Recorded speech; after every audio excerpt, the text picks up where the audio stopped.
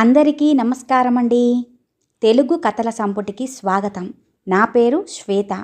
ఈరోజు మనం చెప్పుకోబోయే కథ అంబటిపూడి కొండలు గారు రచించిన పసుపు తాడు అనే కథను విందామండి. కథలోనికి వెళ్లే ముందు మన ఛానల్ని మొదటిసారిగా చూస్తున్న వారైతే సబ్స్క్రైబ్ చేసుకోవడం మర్చిపోకండి. కథను పూర్తిగా విన్న తర్వాత లైక్ చేయడం, షేర్ చేయడం అస్సలు మర్చిపోవద్దండి. ఇంకెందుకండి ఆలస్యం, కథలోనికి వెళ్ళిపోదాం.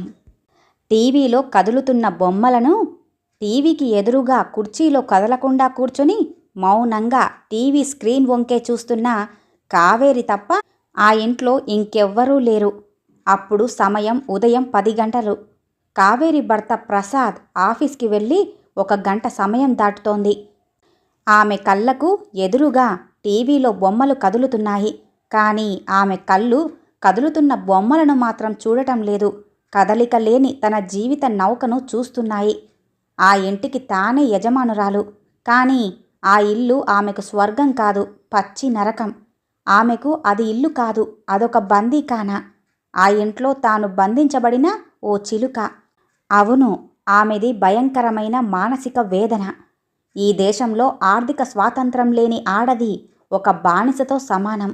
సమానం కాదు, నిజంగానే బానిస. ఆమె ఆర్థికంగా తన భర్త మీదే ఆధారపడుతున్నందుకు విపరీతమైన మానసిక క్షోభ అనుభవిస్తోంది. తన వైవాహిక జీవితాన్ని శోభాయమానంగా అలంకరించుకుందామని కోటి ఆశలతో కాపురంలోకి అడుగుపెట్టిన మొదటి రాత్రే ఆమెను చూసి వెటకారంగా నవ్వి వెక్కిరించింది. ఎంత ప్రయత్నించినా కావేరికి గతం జ్ఞప్తికి రాకుండా ఉండలేకపోతోంది.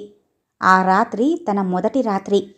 భర్త కళ్ళల్లోకి చూస్తూ పాల గ్లాసు ఇవ్వటానికి సిగ్గుతెరలు అడ్డుపడి కళ్ళు నేలకేసి పాల గ్లాసుని అతని చేతికి అందించింది.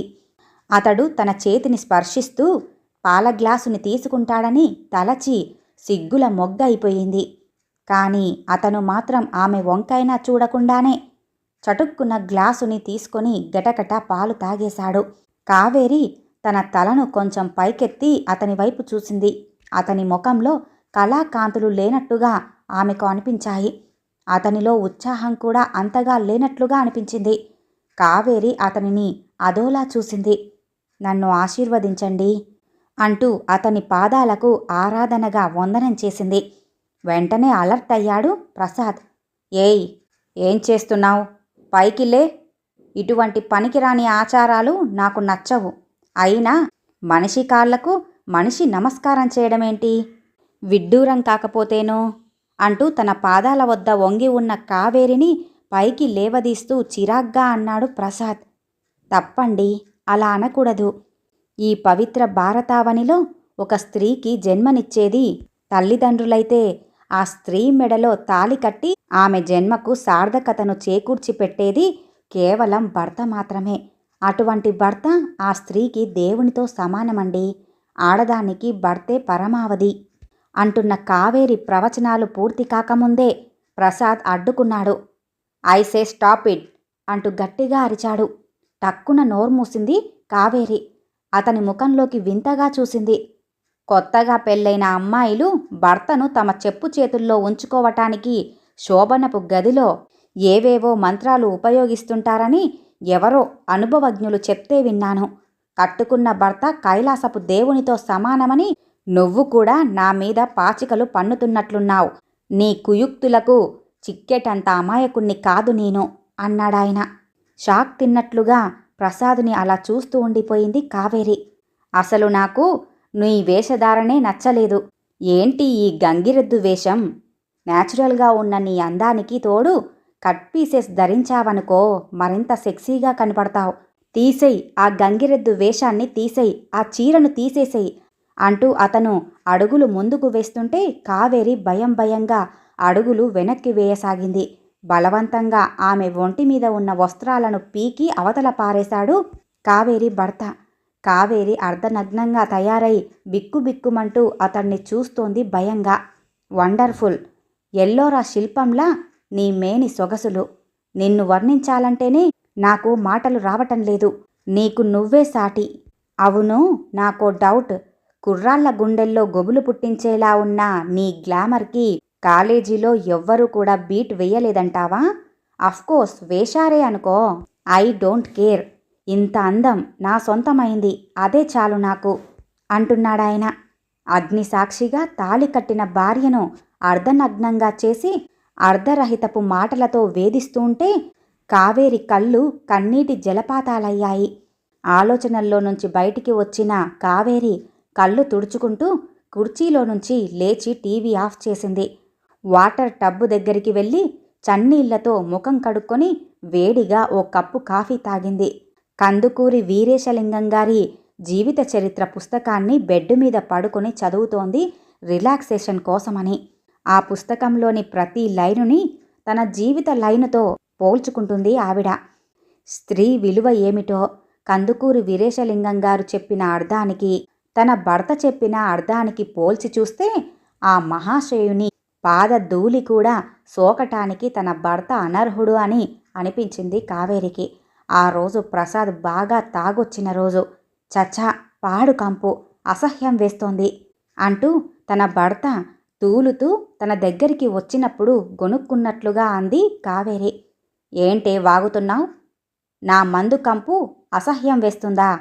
నిన్నైనా వదులుకుంటాను గాని నా మందుని మాత్రం మర్చిపోలేను. కట్టుకున్న మొగుడి దగ్గర నుంచి మందు కంపే కాదు, మరే కంపు కొట్టినా కూడా పెళ్ళాం భరించాలి. అసలు ఒక ఆడదాని మెడలో మరొక మొగాడు తాళి వేసి పెళ్ళి ఎందుకు చేసుకుంటాడో తెలుసా నీకు? గేదె మెడలో పలుపుతాడు వేయకుంటే అది ఎక్కడెక్కడో తిరుగుతూ ఉంటుంది. దాని మెడలో పలుపుతాడు పడిన తర్వాతనే అది మనం చెప్పినట్లుగా వింటుంది. ఇక్కడ నీ పరిస్థితి కూడా అంతే. నీ ఒక్కదాని పరిస్థితే కాదు, మన ఇండియన్ ఇళ్ళాళ్ళ అందరి పరిస్థితి అంతే. ఐ మీన్, పాడి గేదెకు పలుపుతాడు, ఆడగేదెకు పసుపుతాడు. ప్రస్తుతం నేను నీ మెల్లో పలుపుతాడు వేశాను. ఇక నువ్వు ఎటూ కదలడానికి వీల్లేదు. నన్ను కాదని నువ్వు గడప కూడా దాటలేవు. ఎందుకంటే నేను డబ్బు సంపాదిస్తున్నాను. నువ్వు నోరు మూసుకొని వండి వడ్డించడమే నీ డ్యూటీ. డబ్బు సంపాదించి ఆర్థికంగా నిలబడలేని ఆడాళ్ళందరూ కూడా మొగాళ్లను కట్టుకుంటారు. మొగుడి సంపాదన, మొగాడి గోడు లేకపోతే మీ ఆడవాళ్ళకసలు మనుగడే లేదు. ఇంకోసారి నన్ను అసభ్యంగా చూసావంటే మెడపట్టి బయటికి గెంటేస్తాను, జాగ్రత్త. అడుక్కు తిన్నా నీలాంటి దానికి ఆవగింజ కూడా పుట్టదు, ఏమనుకుంటున్నావో అన్నాడు అతను. పాడగేదెకు పలుపుతాడు, ఆడగేదెకి పసుపుతాడు అన్న ఈ వాక్యం ఆమె చెవుల్లో మళ్ళీ మళ్ళీ ప్రతిధ్వనిస్తోంది. చచ్చా, ఎంత నీచ స్వభావం! ఆడదంటే ఆదిశక్తి అంటారు. ఈ సృష్టికి మూల కారణం స్త్రీ అంటారు.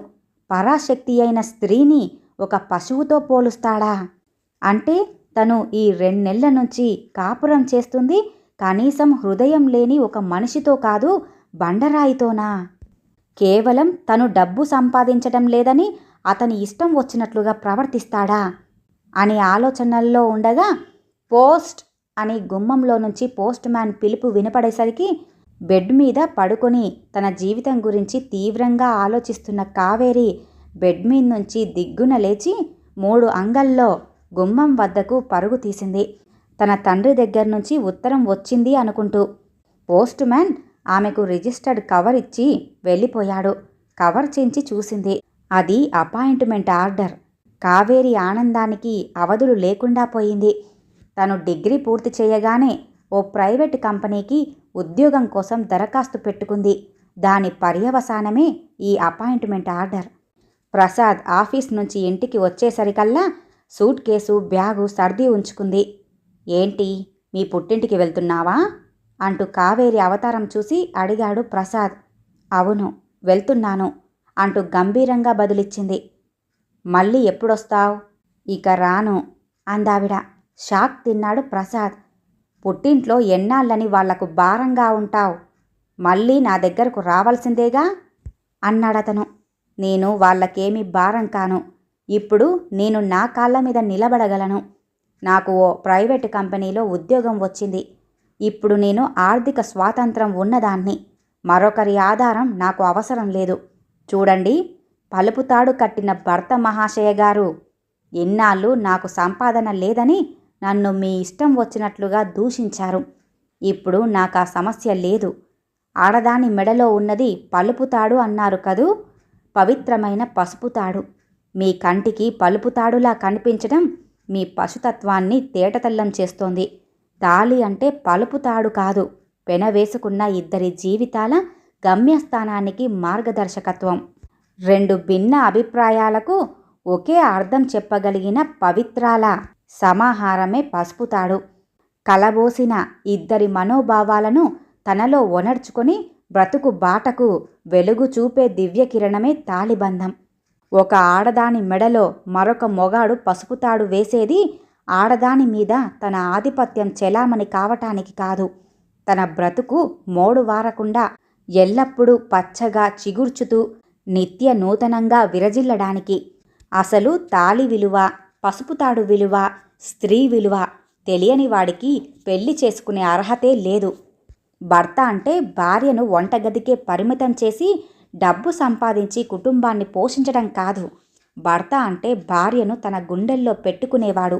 లుక్ మిస్టర్ భర్త గారు, మీరు పసుపు తాడు విలువ తెలుసుకొని నా దగ్గరకు వచ్చిన రోజు నేను మీ వేలు పట్టుకొని నడిచి వచ్చి మీతో కాపురం చేస్తాను.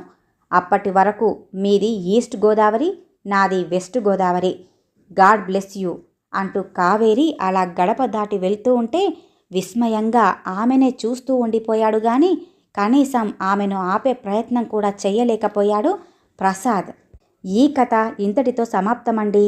విన్నారుగా, పసుపు తాడు అంటే దాని అర్థం పలుపుతాడు అని, ఆడది అనంటే వంటగదికే పరిమితమై మగవాడిపైన ఆధారపడి ఉండేదేనని చాటి చెప్పిన ఒక పశువుకి తన భార్య ఎలా సమాధానం చెప్పిందో. మరి ఈ కథ గనుక మీకు నచ్చినట్లయితే లైక్ చేయండి, షేర్ చేయండి, అలాగే సబ్స్క్రైబ్ చేసుకొని మన ఛానల్ని ఎంకరేజ్ చేయండి. మీ యొక్క విలువైన అభిప్రాయాలను కూడా కామెంట్ రూపంలో తెలియజేయండి. ఇంత మంచి కథను మనకు అందజేసిన అంబటిపూడి కొండలు గారికి ధన్యవాదాలు తెలియజేసుకుంటున్నానండి. మరొక మంచి కథతో మళ్ళీ కలుద్దామండి. నమస్కారం.